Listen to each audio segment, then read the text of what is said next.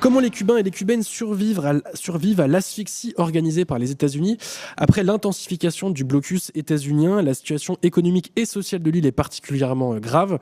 Les coupures d'électricité à répétition et les pénuries de pétrole plongent l'île dans une crise majeure. Axel Nodino, journaliste à la rubrique Monde, est sur place. Bonjour Axel, comment tu vas ? Salut Théo, ça va? Eh ben écoute, ça va très bien. Alors le chat, je vous préviens, Axel est donc à Cuba avec un réseau capricieux dans des conditions un petit peu difficiles. Donc si jamais ça coupe par un moment, etc., ce n'est pas grave, c'est normal. On va essayer de faire en sorte que ce soit le plus audible possible. Axel, peut-être avant qu'on rentre dans le vif du sujet de la situation à Cuba, est-ce que peut-être tu peux nous expliquer dans quel cadre tu es parti, depuis combien de temps tu es là-bas, et qu'est-ce que tu vas y faire? Alors, je suis parti pour l'Humanité, pour le journal. Je suis arrivé mardi dernier sur l'île. Et puis là, en ce moment, je suis sur le Malecón, donc qui est le front de mer en fait de la Havane, la capitale de Cuba, sur la tribune anti-impérialiste devant l'ambassade des États-Unis. Hmm. D'accord. Et donc, je le disais en intro, Cuba est en proie à une énorme crise économique, sociale, humanitaire. Est-ce que tu as pu rencontrer des gens là-bas? Qu'est-ce qu'ils te disent? Qu'est-ce que tu peux nous dire de la situation sur place à Cuba? Ouais, j'ai eu la chance de rencontrer des responsables politiques, mais aussi des gens, des acteurs associatifs cubains. En fait, ce qui se passe avec ce blocus qui a été renforcé par les États-Unis depuis le mois de janvier, parce que le blocus existe depuis Hmm. 68 ans, et là, les gens que j'ai rencontrés me disent que c'est du jamais vu, Hmm. y compris les très vieux, donc qui ont connu la majorité des années de blocus, me disent que c'est pire que pendant la période spéciale, donc après l'effondrement de l'URSS et le manque de pétrole et d'aide qui est arrivé à Cuba. Hmm. Donc là, c'est encore plus savoir que le dernier pétrolier à être arrivé sur l'île, c'était le 3 décembre dernier. Donc ça faire, il y a des restrictions majeures et l'objectif de Donald Trump et de son gouvernement, c'est clairement d'asphyxier les Cubains. Hmm. Tu parles d'un pétrolier. Il me semble qu'il y a un pétrolier russe qui devrait arriver dans les prochains jours, prochaines semaines. Est-ce qu'on a des infos sur son arrivée? Parce que vu que Cuba est en plein blocus, est-ce qu'on sait s'il va pouvoir passer? Donc première question, est-ce qu'on sait s'il va pouvoir passer? Et deuxième question, est-ce que l'arrivée ou pas de ce pétrolier russe pourrait changer quelque chose à la situation à Cuba en ce moment? Le pétrolier russe est parti il y a quelques jours et ça paraît compliqué qu'il arrive à atteindre le port, vu que les États-Unis, en fait, pour mener leur embargo, ont placé plusieurs bateaux autour de l'île. Hmm. Et donc, les conséquences de ce blocus énergétique sont multiples, sont très graves. Par exemple, la nuit, les rues sont noires, il n'y a pas de lampadaire, il y a très peu de voitures qui circulent, les scooters circulent le moteur, il y a quelques vélos, donc il n'y a plus d'électricité. Enfin, c'est vraiment étrange comme ambiance. Et le manque d'électricité se ressent dans plein de secteurs. Le secteur alimentaire, dans la grande distribution, vu que la chaîne du froid est brisée. Donc on imagine toutes les difficultés qu'il y a à fournir les Cubains en nourriture. Dans les hôpitaux, la situation est dramatique aussi. Il y a des opérations lourdes, moins lourdes, qui sont plus possibles parce qu'il n'y a pas d'électricité, parce qu'il y a un manque de médicaments, il y a un manque de matériel médical aussi, parce que le blocus américain concerne aussi cette partie. Par exemple, il y a des greffes qui sont plus possibles, des femmes qui font des fausses couches qui peuvent pas être opérées. Enfin, c'est vraiment dramatique. Et bien sûr, le manque d'électricité se ressent aussi sur la production industrielle. Les usines sont à l'arrêt, les bureaux, même les bureaux officiels dans les bâtiments institutionnels sont plongés dans le noir, les couloirs sont noirs. Et la production agricole aussi, pareil, est en forte baisse. Hmm. On parle des coupures d'électricité, ça représente combien d'heures par jour? J'ai vu que des fois c'était jusqu'à 20 heures sur une même journée, donc 20 heures de coupure sur une même journée. J'ai même vu qu'il y avait des fois où il n'y avait pas d'électricité pendant toute la journée. C'est quoi la réalité sur place? Est-ce que vraiment il y a certaines villes à Cuba qui n'ont plus du tout d'électricité? Oui, certaines localités. Après, à la Havane, c'est un peu différent. Mais même à la Havane, déjà toute la nuit, comme je te l'ai dit, il n'y a pas de lumière. Hmm. Quelques appartements dans les immeubles qui sont éclairés. Mais sinon, dans les rues, il n'y a rien. Du coup, il n'y a plus personne qui sort. Et même en journée, les rues sont super tristes. parce que le blocus, la situation fait qu'il y a beaucoup moins de touristes. Mm. Il y a le cadre du Parti communiste cubain qui parlait des effets du blocus sur le tourisme. En 2018, Cuba a accueilli 4,7 millions de touristes. En 2025, on est passé à moins de 2 millions. Donc c'est une baisse drastique en quelques années. Là, pareil, il y a Air France qui va arrêter ses vols à la fin du mois, parce qu'il n'y a plus de kérosène pour faire le plein à Cuba. Donc, ouais, et les coupures d'électricité, c'est, oui, plusieurs heures, déjà toute la nuit. Et il y a des coupures d'électricité impromptues aussi. Quand je suis arrivé à l'aéroport, d'un coup, toutes les lumières, tous les frigos des boutiques, les écrans, tout s'est éteint. Et tu sais pas quand le courant peut revenir, quoi.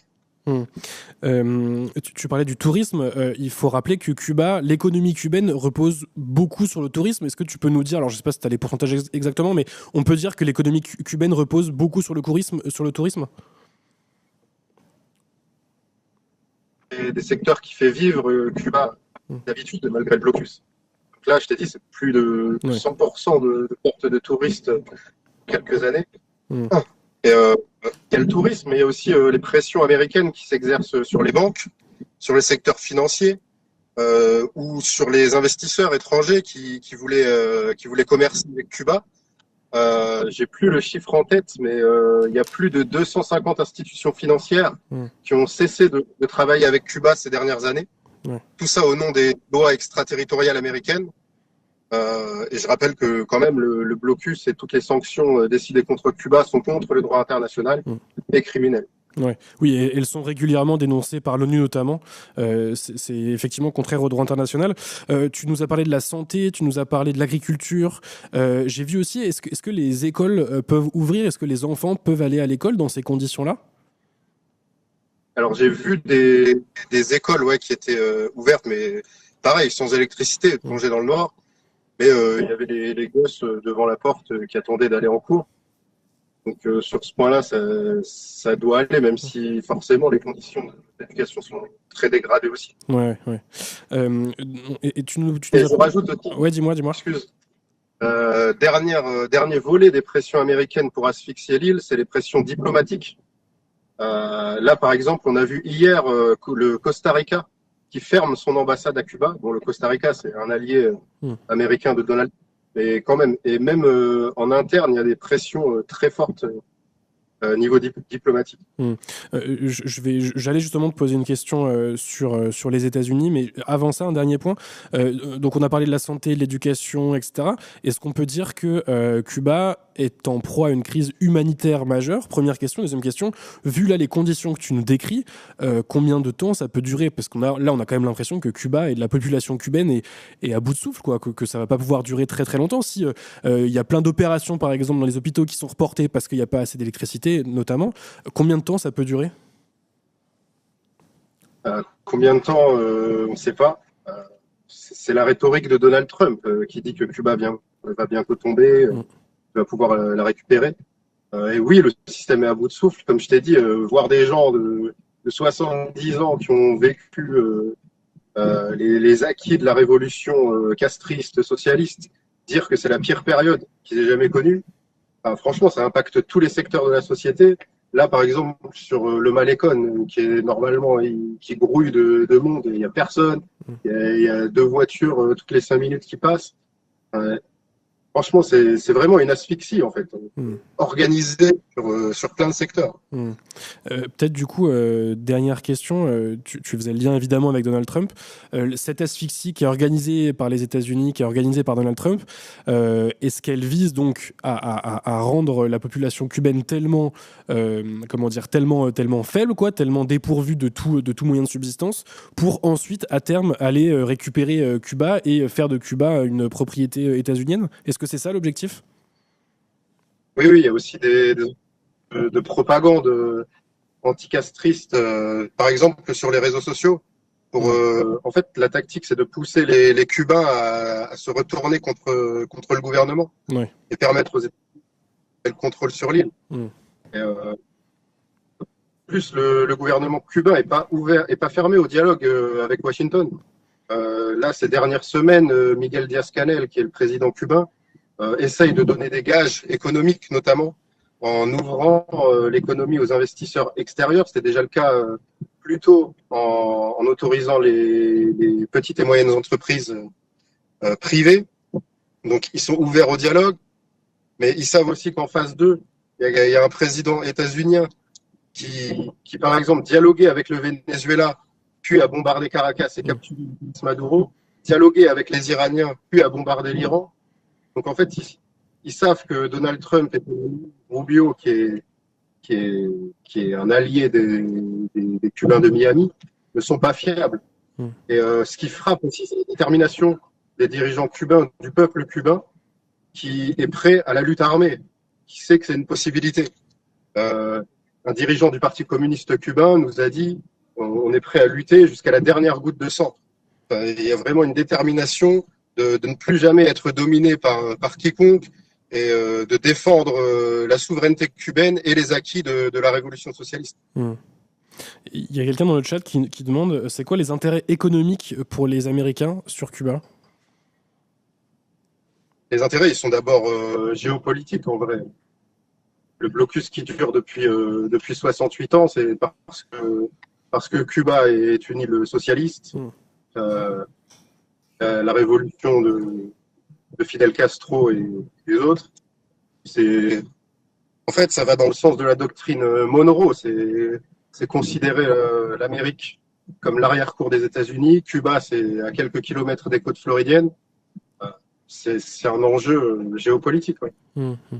Très bien, merci beaucoup Axel. Donc Axel Nodino, journaliste à la rubrique Monde, je ne me rappelle plus si je t'ai présenté ou pas, journaliste à la rubrique Monde qui est en ce moment à Cuba pour l'humanité et qui nous raconte la situation là-bas. Si vous voulez en savoir plus, je vous invite à aller lire les papiers que tu n'as pas encore écrits, je crois Axel, que tu es en train d'écrire peut-être. Oui, il y en a eu beaucoup d'autres dans l'humanité. Voilà, il y a eu, c'est vrai que Cuba est un sujet que l'humanité traite de manière très particulière. Donc, si vous voulez en apprendre plus sur Cuba, on vous invite évidemment à aller lire tout ça et à attendre patiemment le récit et les reportages que Axel est en train d'écrire. Voilà.